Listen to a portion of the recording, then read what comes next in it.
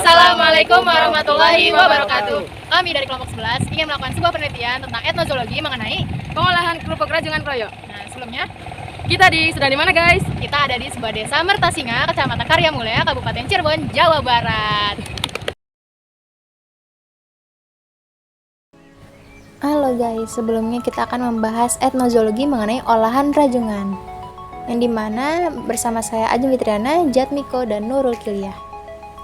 Oke, kita memiliki tujuan yang dimana penelitian ini bertujuan untuk mengetahui pengolahan dan pemanfaatan rajungan atau Portunus pelagicus. Yang selanjutnya yaitu berisi pendahuluan. Selanjutnya adapun klasifikasi dari rajungan itu sendiri atau kita sebut dengan nama ilmiah Portunus pelagicus. Dan adapun alat dan bahan yang akan kita gunakan dalam percobaan kali ini. Berikut adalah alat dan bahan yang akan kita gunakan.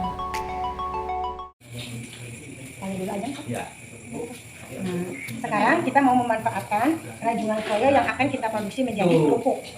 Ya? Kita udah jelas. Bahan baku utamanya ialah kroyo. Ini kroyo, pegang aja. Nah, itu kroyo. Apa yang kita bikin? Ini yang udah masih mentah. Dan lihat yang udah matang. Perbandingan dari yang matang. Yang sudah matang. Ya, yang sudah matang. Lalu coba nanti kita kupas. Ini kupas hasil kupasnya aja. Coba Ajeng kupas. Ya. Coba kupas dari sini kita buka. Balik. Iya. Ini tekan dulu. Ini pakainya ini. Gini. Pegang jempolnya. Nah. Ya kita pilah. Yang ini yang termasuk capit gede itu nggak kepakai. Copot. Nah. Ini taruh di sini. Oke.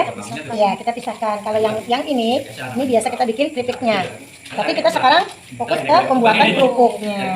Nah, ini hasilnya pilahan yang capit-capit besar yang tidak terpakai. Kemudian kita bisa tumbuk atau ada mesin khususnya.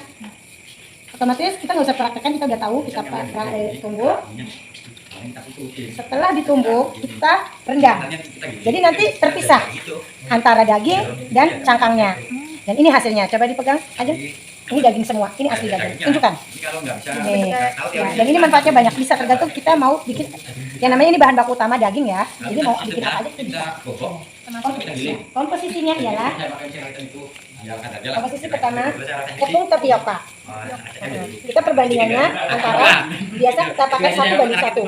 Jadi kalau tapiokanya ini 1 kilo, jadi otomatis si daging juga kita harus memakai dengan ukuran 1 kilo. Kita bukan bikin dari nah, ini nanti kita 1 kilo lagi. Ya. Terus kemudian kita pakai bumbu rempahnya ketumbar. Jadi yang 1 kilo kita pakai 100 gram ketumbar. Dan ini penyedap rasanya kita pakai sesuai. Tapi kalau untuk takaran yang pas dari 1 kilo tapioka dan 1 kilo daging itu kita pakai biasa sama 100 gram. Jadi 10% dari bahan bakunya. Jadi ini pakainya cuma 100 gram. Jangan pakai takaran sendok ya. Ini kita beda lagi. Terus 3 siung bawang putih cukup. Dan jangan lupa tidak boleh salah, airnya pakai air mendidih 180 derajat. Jadi jangan pakai langsung pakai tangan. Kenapa memakai air mendidih yang panas banget? Kalau kita bikin kerupuk dengan panas yang kurang aja sedikit, umpamanya ibarat 100 derajat, itu nanti gumpalanya itu nggak matang. Jadi ini harus panas banget, keluar dari api, kita langsung tuangkan dan kita aduk. Proses pemanasan daging rajungan kroyo yang akan dicampurkan ke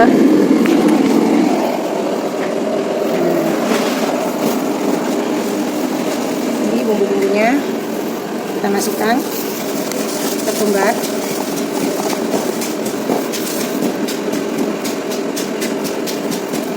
kemudian rasa.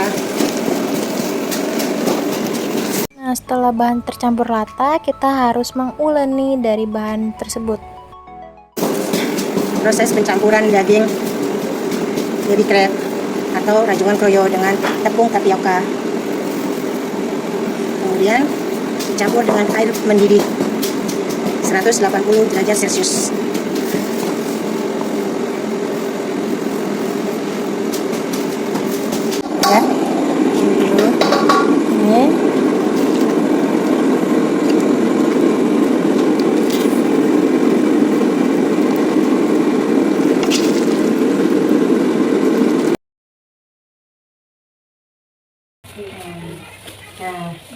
kerupuk yang udah direbus. Ini hasilnya. Kita proses pemotongan ya. Oke. Ada 2 cara. Semuanya sih masih manual perhitungnya. Cuman kalau ini untuk pisau biasa. Agak tipis aja. Tipis. Iya.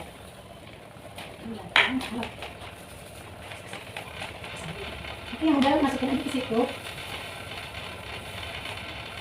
Ya. Sok dimasukin. Ayo angkatin ke sini. Hasilnya. Udah jauh? Udah. Penjemuran. Naikin kak. Pelan-pelan. Awas jangan sampai jatuh, ganti rugi guys. Sip. Sekarang kita mau proses penggorengan. Ini yang udah kering. Yang udah kering aja, yang di dalam aja tak? Boleh nih. Oh enggak. Ayo, iya dokumentasinya dong. Turunin, pegangin, awas, berat. Oke, ya bawa masuk. good. Ini yang udah kering. Masuk yuk.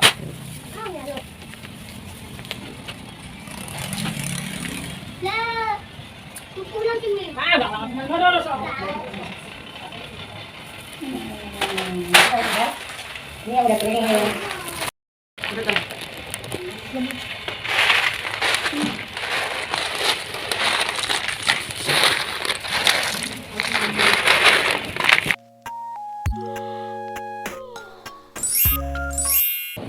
Tapi kalau untuk baby crab ini ada 2 versi. Ada yang suka pengen banget setengah bakar, ada yang ngembang banget. Makanya sukanya itu mayoritas kok ya permintaan tapi konsumen itu dia pengennya tuh jangan terlalu mekar. Dia setengah bakar. Kita lihat dulu karena belum terlalu panas ya. Kita lumayan dulu. Ini mudah sih. Nanti habis digoreng, biasanya kalau kerupuk baby crab kita pakai spinner untuk menghilangkan kadar minyaknya. Ada barang lagi nggak? Agak banyak nggak? Jangan dibanting.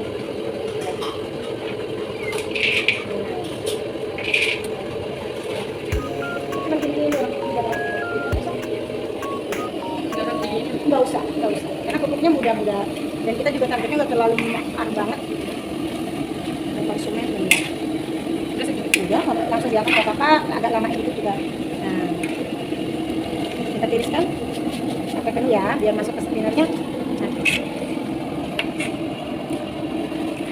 Nah, lagi. Coba pak, soalnya kita pakai spinner. Nah, mudah kan? Gampang. Nah, mau cobain? Ayo sini. Nanti habis itu pegang 2. Nah, habis kalau ini udah selesai baru nanti.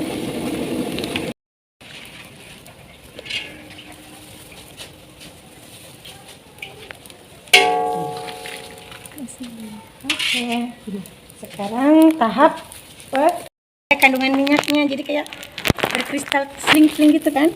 Ya, nanti kita coba lihat perbedaannya antara yang spinner dan belum. Yuk.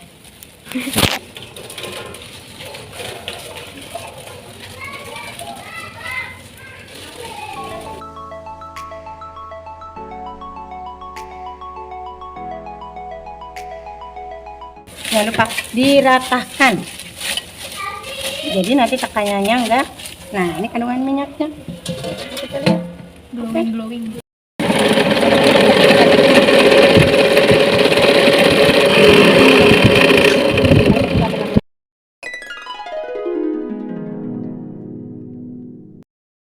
Pengangkatan kerupuk yang dari spinnernya.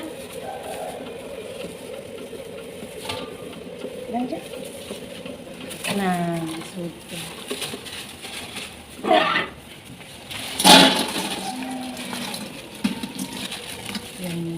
Nah, semuanya apa? Tahap pemakingan.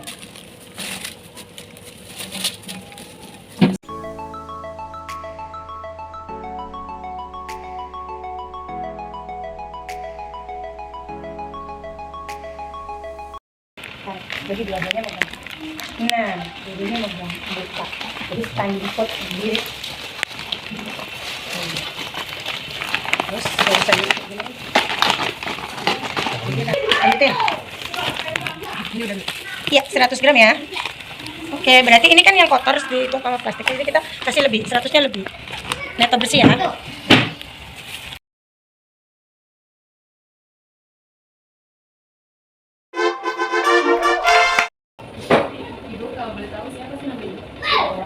Perkenalkan, nama saya Ibu Kasini, biasa dipanggil Jesin atau panggilan umum Ibu Kasini ini Umi.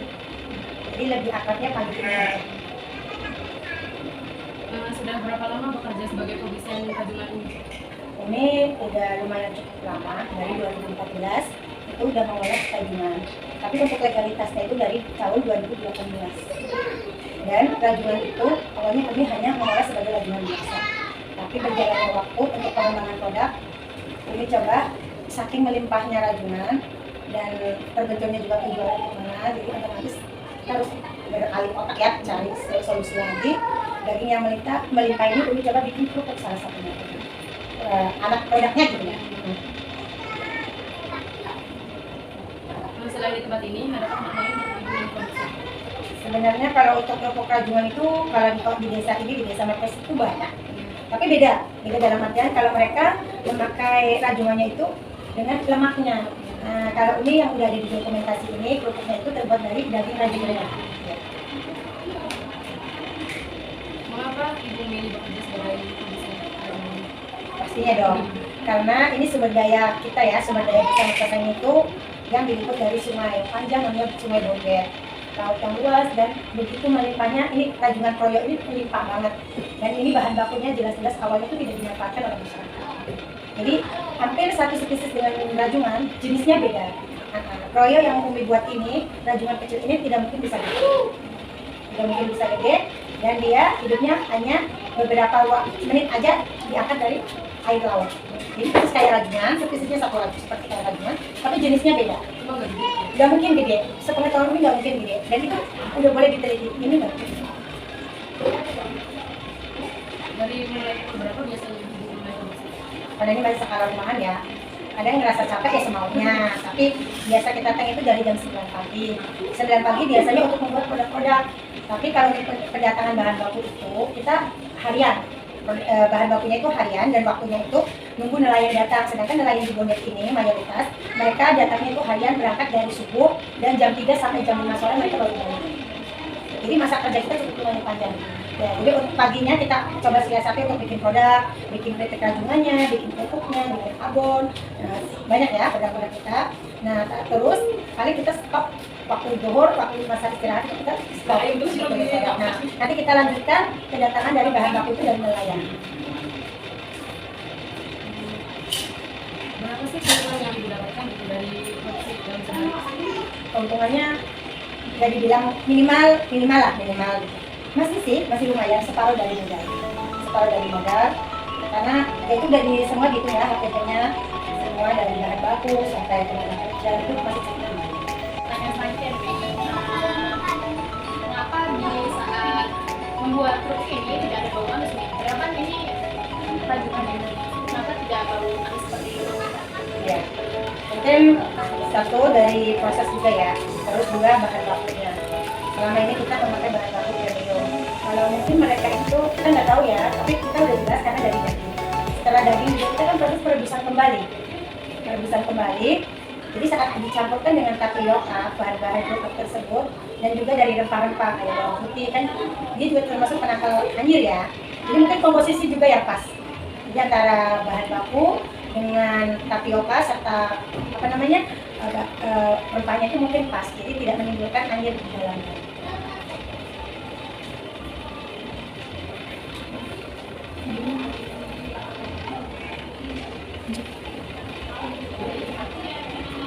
Ulang lagi. Jadi salah satunya, mengapa dalam proses pencampuran pada bikin kerupuk ini harus pakai tapioka? Kan Kalau buat kerupuk itu otomatis tapioka nih. Karena tapioka itu memang ya bahan utama untuk bikin kerupuk gitu. Itu sih mau kerupuk rajungan, mau kerupuk udang, mau kerupuk apa itu semuanya tapioka. Ya karena tapioka itu emang dikhususkan untuk bikin kerupuk dan lebih untuk pemekaran. Jadi mekar. Kalau identik kerupuk kan mekar. Ya, tapi kalau Umi kan bikin juga kayak yang basahnya itu emang komposisinya ada terigunya. Bahan-bahannya pasti sama dengan kerupuk, bahan yang Umi pakai kerupuk, cuman komposisinya ditambah dengan tepung terigu. Dan cara pembuatan yang pas untuk pembuatan kita bikin kering kerupuk atau apa itu, jangan yang berprotein tinggi. Ya, itu pengalaman ini. Kalau membuat untuk yang berkriuk itu kita coba pakai protein sedang. Tapi kalau kita ngambil protein tinggi itu nanti cepat lembek lagi. Terus ini, kira-kira nih pengolahannya itu berapa lama ya, Mi? Soalnya kalau kita ulas, kita makan gitu, ya cepet gitu ya, habisnya. Pengolahannya kira-kira berapa lama? Ya lama ya, lumayan ya. Tahu sendiri. Kita pendidikan air aja cukup lumayan, hampir 15 menit. Terus dagingnya juga yang udah jadi kita rebus lagi gitu biar saat pembuatan kita tidak menggumpal. Jadi posisinya itu semuanya harus panas. Ini cukup lumayan. Namanya ulen ya, ulen gitu. Kita pencampuran juga cukup lumayan lama. Jadi untuk harus pas banget gitu ya, harus pas banget. Dan begitu kayak kenyal baru kita perebusan lagi dan lumayan lama lagi. Durasi berulang ya? Iya, berulang dari dagingnya yang direbus, dicampurkan ke tapioka, yang kedua nanti kita ulen, habis kita bentuk, semau kita mau ya seukuran apa, nanti kita bikin, kita cetak, kita rebus lagi, bisa juga dikukus, tapi kita pakai cara yang cepat itu direbus. Jadi kayak bikin bakso gitu, baru kita tiriskan, nah kita diamkan selama 1 hari 1 malam, jadi lebih kenyal. Baru kita proses pemotongan, habis pemotongan kita beralih ke penjemuran, dan penjemuran itu maksimal itu 2 hari. Kalau panasnya full, ya, itu nah baru ya kalau penggorengannya benar cuma 5 menit langsung dimakan cepet. Lanjut ya, Mi. Ini kira-kira ini puasanya Kalau untuk secara lab itu belum ya, tapi secara natural kita ya maksudnya manual gitu kita coba, kita udah kemas dan kita stok kalau di suhu ruang itu nyampe kok 3 mingguan, yang penting jangan sampai terbuka gitu. Iya. emang beda ya, Mi, ya, kemasan yang seperti ini dengan kemasan yang seperti ini. Oh kan pasti pengaruh banget. Jadi walaupun gramasinya hampir sama dengan kemasan yang ini juga 100 gram, ini 100 gram. Tapi kenapa harga jualnya beda? Satu dari harga ekonominya kemasan itu beda karena ini kan ada sedikit pelapis aluminiumnya ya. Nah ini bisa menahan matahari gitu. Jadi kadaluarsanya lebih lama, mendukung juga. Jadi nggak cepat tengik. Yang lebih ekonomis ya. Iya, kalau untuk jual harga ekonomis, biar untuk kantong-kantong mahasiswa segini lah, 5.000.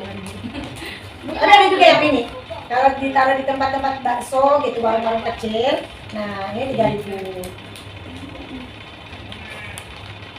Lanjut, Mi. Kayaknya ini pertanyaan terakhir nih, Mi. Mangga. Kan ini dimakan secara langsung enak ya, Mi, ya? Kayaknya cepet habis gitu. Terus kira-kira kalau dimakan dengan diselingi makanan yang lain, kira-kira masuk apa? Selama ini sih, kalau mie pribadi ya, bisa buat cemilan sambil ngopi, ngeteh gitu, walaupun kerupuk, tapi kesannya bukan kerupuk. Jadi bisa buat cemilan juga, apalagi kalau kita penggorengannya sengaja kita sedikit batakin, jadi nggak semuanya dimakain gitu, jadi agak gurihnya lebih lebih dapat gitu. Berarti sambil dibacol sambil terasi. Wih, Cirebon banget itu. Makannya sambil ngelaprak, itu enak banget Nah, sih. sambil melaprak. Oh iya, Umi, ternyata ada yang lupa nih, Umi. Gimana cara pemasaran dari kerupuk rajungan Froyo ini? Oh tentu aja, ya betul, benar. Satu lagi yang belum. Selama ini Jessin ada 2 cara, offline dan online. Kalau offline-nya coba Umi bekerja sama dengan tempat oleh-oleh atau warung-warung makan lah, contohnya ya kayak yang mini ini kita coba pasarkan di tempat-tempat makan. Kalau untuk yang 100 gram ini biasa Umi pasarkan online juga, tapi offline-nya itu biasanya di tempat oleh-oleh sasaran. Dan insya Allah produk ini kita akan coba sebarluaskan di kota Cirebon. Jadi dari kita bisa makan juga nih sambil ngelaprak, nggak perlu repot lagi. Ini kan udah disebar di Cirebon juga. Jadi nggak perlu penasaran lagi, tenang ada Jessin di dalam laprak kita menemani. Kita nggak apa sih ya. Ya, sekian pertanyaan dari kita, Umi. Terima kasih banyak atas ilmunya diberikan. Sama-sama. Maaf atas minta waktu yang banyak untuk mengajarkan kita. Ya, sama-sama. Selagi masih ada waktu dan bisa sih kita bantu semampunya. Ingat produk Jessin punya jargon cemilan unik langka padane. Gurih dan kriuknya sampai ke dalam-dalamnya.